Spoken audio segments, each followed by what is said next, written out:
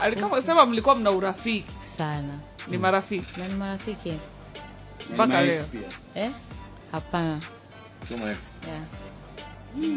Kwani sasa ilikuwaje mpaka unahisi ilikuwaje? Najua inatokea kwa sababu hata mimi kuna mtu nishapewa nikaambiwa ni mpenzi wangu mpaka yani nikaambiwa nimeachwa nimerudiwa, yani stories zinakuwa nyingi wewe mwenyewe unashangaa. Amjambiwa na mtoto au shapata hadi na mtoto. Inatokeaga, yes, inatokeaga. But nini unadhani kimeleta maneno ya kwamba wewe una mahusiano na Alikamwe mpaka kupelekea sasa mtu anaoa ila story imekaa specific kwamba maskini Asma.